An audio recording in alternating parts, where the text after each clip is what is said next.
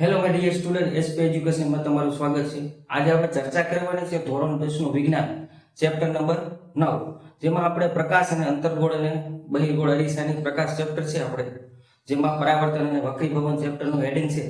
એની અંદર આપણે આગળના લેક્ચરમાં એવું જોયું કે અંતર્ગોળ અને બહિર્ગોળ અરીસા છે એના ઉપર અલગ અલગ રીતે પ્રકાશના કિરણો છે એ આપાત કરવામાં આવે તો એ પરાવર્તન પામીને કઈ દિશામાં જાય છે। હવે મોસ્ટ આઈએમપી પ્રશ્ન એટલે કે અંતર્ગોળ અને બહિર્ગોળ અરીસા વડે રચાતા પ્રતિબિંબો। હવે આપણે આ ભાગની અંદર એવી ચર્ચા કરીશું કે અલગ અલગ અંતરે આપણે વસ્તુઓને મૂકવાની અને આપણને પ્રતિબિંબ છે એ કઈ જગ્યાએ મળે છે, વાસ્તવિક મળે છે, આભાસી મળે છે, ચત્તા મળે છે, ઉલટા મળે છે, વસ્તુના પ્રમાણમાં પ્રતિબિંબ છે આપણને નાનું મળે છે કે મોટું મળે છે એની ચર્ચા કરવાની છે। તો તમને હું પહેલા જ આઈએમપી વસ્તુ કહી દઉં કે અંતર્ગોળ અરીસા વડે રચાતા પ્રતિબિંબ હંમેશા વાસ્તવિક અને ઉલટા હશે, એક અપવાદ સિવાય, જેને આપણે આગળ ચર્ચા કરીશું। અંતર્ગોળ અરીસાની અંદર મેજોરિટી 99.99% એવું બને છે કે જેના વસ્તુ છે એનું જે પ્રતિબિંબ રચાય છે એ વાસ્તવિક અને ઉલટું રચાય છે। એક પરિસ્થિતિ એવી છે કે જ્યારે P અને F ની વચ્ચે વસ્તુ હશે ત્યારે જ આપણને આભાસી અને ચત્તુ પ્રતિબિંબ મળશે, બાકી મેજોરિટી 99% જે પ્રતિબિંબ છે એ આપણને વાસ્તવિક અને ઉલટા મળશે। હવે આપણે ચર્ચા કરીએ શરૂઆત આપણે અંતર્ગોળ અરીસાથી કરી કે અંતર્ગોળ અરીસામાં અલગ અલગ જગ્યાએ આપણે વસ્તુને મૂકી અને એના પ્રતિબિંબ ક્યાં મળે છે એ મેળવવાનો પ્રયત્ન કરીએ। તો પહેલો જ ભાગ છે કે જ્યારે વસ્તુ છે અનંત અંતરે હોય, અનંત અંતરે એટલે કે ભાઈ વસ્તુ છે એટલું બધું આપણાથી દૂર હોય। એક્ઝામ્પલ તરીકે સૂર્ય છે એનું અંતર આપણને ખબર છે પણ એ આપણાથી ખૂબ દૂર હોવાથી આપણે એને અનંત અંતર કહીએ। તો જ્યારે વસ્તુ છે એ કોઈ અનંત અંતરે હોય તો પ્રતિબિંબ આપણને ક્યાં મળે છે એની આપણે ચર્ચા કરીએ। તો હવે પહેલો ભાગ છે એની અંદર આપણે જોઈએ કે વસ્તુ છે એ આ આપણે અંતર્ગોળ અરીસો છે, આ દર્પણમુખ Mn છે, આ ધ્રુવ P છે, મુખ્ય કેન્દ્ર F અને વક્રતા કેન્દ્ર C છે। હવે જો વસ્તુને આપણે અનંત અંતરે રાખવામાં આવે તો આપણને ખબર છે કે અનંત અંતરેથી આવતા પ્રકાશના કિરણો છે એ હંમેશા મુખ્ય અક્ષને સમાંતર ગણવામાં આવે છે। તો અનંત અંતરેથી આવતા કોઈ વસ્તુ ઉપરથી પ્રકાશના કિરણો છે એ મુખ્ય અક્ષને સમાંતર હોય તો આપણને ખબર છે અંતર્ગોળ અરીસામાં મુખ્ય અક્ષને સમાંતર કિરણ આપાત કરતા એ મુખ્ય કેન્દ્ર F ઉપર કેન્દ્રિત થાય છે। તો ચર્ચા કરી કે જો વસ્તુનું સ્થાન આપણને અનંત અંતરે આપેલું હોય, વસ્તુનું સ્થાન આપણને અનંત અંતરે આપેલું હોય તો પ્રતિબિંબ આપણને ક્યાં મળે છે તો કે મુખ્ય કેન્દ્ર ઉપર કેવું મળે છે તો કે બિંદુ હોય, અને કેવું અંતર્ગોળ અરીસો છે તો કેવું હોય તો કે વસ્તુ છે એ આપણને મુખ્ય કેન્દ્ર F ઉપર બિંદુ પર વાસ્તવિક પ્રતિબિંબ મળે છે। અહીંયા આપણે ઉલટું લખવાનું નથી કારણ કે F ઉપર જ આપણને પ્રતિબિંબ મળે છે। તો પ્રતિબિંબ છે મુખ્ય કેન્દ્ર F ઉપર વાસ્તવિક અને બિંદુવત મળે છે। હવે આપણે આમાં ચર્ચા એવી રીતે કરશું કે અનંત અંતરેથી છે વસ્તુને ધીમે ધીમે આપણે P સુધી લાવવાનો પ્રયત્ન કરીશું। તો હવે આના પછીના સ્ટેજમાં આપણે વસ્તુને છે એ C થી સહેજ દૂર મૂકીશું। તો એના પછીનું બીજું સ્ટેજ છે એમાં જો મુખ્ય વક્રતા કેન્દ્ર C, મુખ્ય કેન્દ્ર F છે તો આપણે C થી થોડું દૂર વસ્તુ AB ને આપણે રાખવામાં આવે તો જોઈએ આપણને એના પ્રતિબિંબ ક્યાં મળે છે। હવે C થી દૂર આ વસ્તુ છે એનું એક કિરણ છે એ મુખ્ય અક્ષને સમાંતર આપાત કરી તો એ મુખ્ય કેન્દ્ર F માંથી પસાર થાય અને બીજું પ્રતિબિંબ છે એ આપણે C માંથી પસાર કરી તો આપણને ખબર છે કે મુખ્ય કેન્દ્ર C માંથી આપણે પસાર કરી, વક્રતા કેન્દ્ર C માંથી કિરણ પસાર કરી તો એને એક દિશામાં પાછો આગળ વધે છે। તો એક મુખ્ય અક્ષને સમાંતર કરી F માંથી પસાર થઈ વક્રતા કેન્દ્ર C માંથી પસાર કરેલું કિરણ છે એને એક દિશામાં આગળ વધે છે। તો આ બંને કિરણો છે એ C અને F ની વચ્ચે છેદે છે તો અહીંયા આપણને પ્રતિબિંબ મળે। તો આ પ્રતિબિંબ કેવું મળે, જો પ્રતિબિંબ કેવું મળે છે, વાસ્તવિક મળે છે, ઉલટું મળે છે અને વસ્તુ કરતા નાનું મળે છે। તો આપણે જોઈએ કે વસ્તુને આપણે C થી દૂર રાખી તો પ્રતિબિંબ વાસ્તવિક મળે, ઉલટું મળે, C અને F ની વચ્ચે, જો C અને F ની વચ્ચે મળે અને વસ્તુ કરતા કેવું મળે, નાનું મળે। હવે આપણે સહેજ હજી વસ્તુને C થી દૂર હતી તો C સુધી લાવવાનો પ્રયત્ન કરીએ તો કે વસ્તુ છે એને આપણે મુખ્ય કેન્દ્ર વક્રતા કેન્દ્ર C, અહીંયા આપણે છે વક્રતા કેન્દ્ર C અને મુખ્ય કેન્દ્ર F, તો વસ્તુને આપણે વક્રતા કેન્દ્ર C ઉપર એક્ઝેક્ટ ઉપર રાખવામાં આવે અને આપણે પ્રતિબિંબ મેળવી તો જોઈએ એક કિરણ છે મુખ્ય અક્ષને સમાંતર છે અને મુખ્ય કેન્દ્ર F માંથી પસાર થાય, એક કિરણ છે એ આપણે મુખ્ય કેન્દ્ર F માંથી પસાર કરી અને આપણને ખબર છે કે મુખ્ય કેન્દ્ર F માંથી પ્રકાશનું કિરણ પસાર થાય એ મુખ્ય અક્ષને સમાંતર આગળ વધે છે। તો જો આ બંને કિરણો છે એ સમાંતર કિરણ F માંથી પસાર થઈ અને મુખ્ય કેન્દ્ર F માંથી પસાર થતું કિરણ છે એ આવી રીતે મુખ્ય અક્ષને સમાંતર અહીંયા છેદે છે। ક્યાં એક્ઝેક્ટ C ઉપર વસ્તુ છે તો એક્ઝેક્ટ C ની નીચે બંને કિરણો છેદે છે તો આપણને પ્રતિબિંબ પણ ક્યાં મળે, ત્યાં। તો જ્યારે C ઉપર આપણે વસ્તુ રાખવામાં આવે તો પ્રતિબિંબ એક્ઝેક્ટ એનાથી ઉલટું, વાસ્તવિક અને વસ્તુ જેવું। તો જો આ પ્રશ્ન આઈએમપી છે કે આપણને એવું પૂછે કે ક્યાં વસ્તુને રાખવામાં આવે તો પ્રતિબિંબ એક્ઝેક્ટ વસ્તુ જેટલું વસ્તુ જેવડું મળે સી ની નીચે મળે અને વાસ્તવિક અને ઉલટું મળે તો સી ઉપર. તો જો વસ્તુને સી ઉપર રાખવામાં આવે તો પ્રતિબિંબ કેવું મળે? વાસ્તવિક મળે, ઉલટું મળે અને વસ્તુ જેવડું જ મળે અને સી ની નીચે મળે. ચોથો ભાગ, હવે આપણે સી સુધી મૂકી ગયા, હવે આપણે સી અને એફ ની વચ્ચે વસ્તુ મૂકી તો કે હવે અહીં જો વસ્તુ છે એને સી અને એફ ની વચ્ચે એ બી વસ્તુને મૂકું, એમાંથી એક પ્રતિબિંબ છે એ સી માંથી પસાર થાય એવી રીતે હું અહીંયા આપાત કરું અરીસા ઉપર, તો આપણને ખબર છે સી માંથી પસાર થતું કિરણ છે એ દિશામાં પાછું આગળ વધે છે અને એક કિરણ હું એફ માંથી પસાર કરું તો એ મુખ્ય અક્ષને સમાંતર થાય. તો આ બંને કિરણો છે એ સી થી દૂર કેન્દ્રિત થાય છે, તો અહીંયા પ્રતિબિંબ આપણને સી થી દૂર મળે છે. તો આના માટે શું કહીએ કે જ્યારે આપણે વસ્તુને એફ અને સી ની વચ્ચે મૂકી ત્યારે પ્રતિબિંબ છે એ સી થી દૂર, સ્થાન એનું સી થી દૂર, વાસ્તવિક, ઉલટું અને વસ્તુ કરતા મોટું. જો વસ્તુ છે એ બી એના કરતા a ડેશ b ડેશ છે સાઈઝમાં કેવું લાગે? મોટું લાગે. તો સી અને એફ ની વચ્ચે પ્રતિબિંબ મૂકી તો વાસ્તવિક, ઉલટું અને સી થી દૂર અને મોટું મળે છે. આગળ હજી વાત કરી કે આપણે હવે સી થી દૂર છે સી અને એફ ની વચ્ચે વસ્તુને રાખી, હવે વસ્તુને આપણે એફ ઉપર રાખી તો આપણને પ્રતિબિંબ ક્યાં મળે?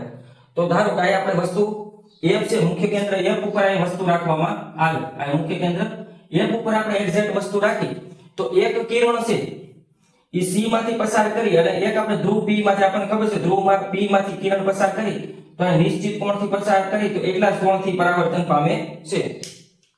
તો સી માંથી પસાર કરેલું કિરણ એક દિશામાં આગળ વધશે અને પી માંથી પસાર કરેલું કિરણ છે એ આપાત કોણ અને પરાવર્તન કોણ સમાન મૂલ્યના હોય એવી રીતે આમ આગળ વધશે. તો આ બંને કિરણ છે એકબીજાને પેરેલલ અને સમાંતર એ ક્યારેય છેદે નહીં, અને આવી રીતે જ્યારે બે કિરણો ક્યારેય છેદે નહીં તો આપણે એવું કહીએ કે એનું પ્રતિબિંબ છે અનંત અંતરે મળે છે. એટલે ખરેખર મળતું નથી, પણ આપણને સ્થાન પૂછે તો આપણે શું લખીએ કે અનંત અંતરે મળે છે.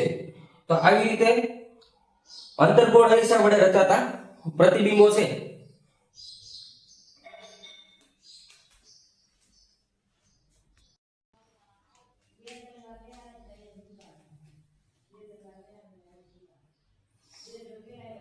હવે મોસ્ટ આઈએમપી પ્રશ્ન એટલે અંતર્ગોળ અરીસામાં ધ્રુવ પી અને એફ વચ્ચે જ્યારે વસ્તુને મૂકવામાં આવે. જો હું તમને મેં વાત કરી હતી કે આઈએમપી પ્રશ્નો છે કે પરીક્ષાની અંદર ઘણી વખત પૂછાય છે કે ભાઈ જ્યારે અંતર્ગોળ અરીસાની સામે ધ્રુવ પી અને એફ વચ્ચે વસ્તુને મૂકવામાં આવે તો એના દ્વારા રચાતું પ્રતિબિંબની આકૃતિ સહિત વર્ણન કરો. આવું 2 માર્કમાં આપણને ઘણી વખત પરીક્ષામાં પૂછાઈ ગયેલું છે.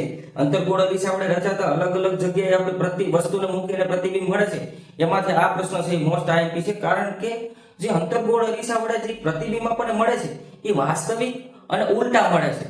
જ્યારે આની અંદર એવું બને છે કે અંતર્ગોળ અરીસો છે પ્રતિબિંબ મળે છે પરંતુ આભાસી અને ચત્તુ મળે છે. આ એક પ્રકારનો અપવાદ છે. આ અપવાદને લીધે આ પ્રશ્ન છે અને આની આકૃતિ થોડી ક્રિટિકલ છે, એના લીધે પરીક્ષાની અંદર ઘણી વખત આ પ્રશ્ન પૂછાય છે. તો હવે આપણે ચર્ચા કરી કે જ્યારે વસ્તુ છે વસ્તુને આપણે ધ્રુવ પી અને મુખ્ય કેન્દ્ર એફ ની વચ્ચે રાખવામાં આવે. આ વસ્તુ છે જેને આપણે ધ્રુવ પી અને મુખ્ય કેન્દ્ર એફ ની વચ્ચે મૂકવામાં આવે તો આપણે પ્રતિબિંબ ક્યાં રચાય છે? તો ખરેખર કેવું થાય છે કે જ્યારે આપણે ધ્રુવ પી અને એફ ની વચ્ચે વસ્તુ હોય ત્યારે આપણે એક કિરણ એવી રીતે પસાર કરી કે જે વક્રતા કેન્દ્ર સી માંથી પસાર થાય.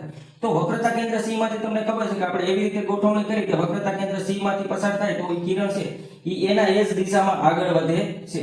બીજું તો કે આપણે બીજું કિરણ છે ધ્રુવ પી માંથી પસાર કરી અથવા ધ્રુવ પી માં પરાવર્તન પામે એવી રીતે આપણે કરી તો શું થાય છે તો કે એ કિરણ છે એ પાછું આ દિશામાં આગળ વધે છે. હવે આ બંને કિરણો છે એવી રીતે આગળ વધે છે કે અનંત અંતરે એ કિરણ ક્યારેય ભેગા થશે નહીં. જો કિરણની દિશા છે બંને એકબીજાથી દૂર જાય છે તો આવી રીતે તો આપણને પ્રતિબિંબ મળવાનું નથી, અશક્ય છે.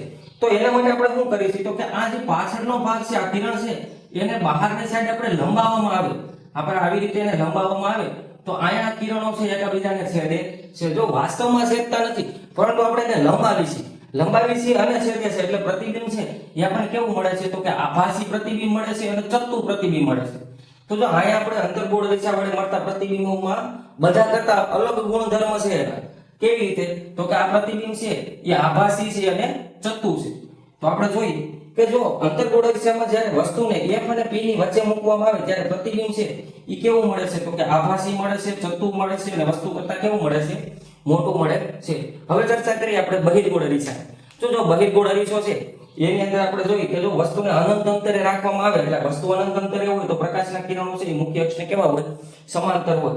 હવે આ બહિર્ગોળ અરીસો છે એ અપસારી ગુણધર્મ ધરાવે. અપસારી એટલે વિકેન્દ્રિત થાય, એ કે કેન્દ્રિત થતા નથી. તો આવી રીતે અનંત અંતરેથી આવતા જે કિરણો છે મુખ્ય અક્ષને સમાંતર એ વિકેન્દ્રિત થશે, ક્યાંય મળશે નહીં. તો આ કિરણો છે એ જો એકાબીજાને છેદે નહીં, મળે નહીં તો પ્રતિબિંબ રચાય નહીં.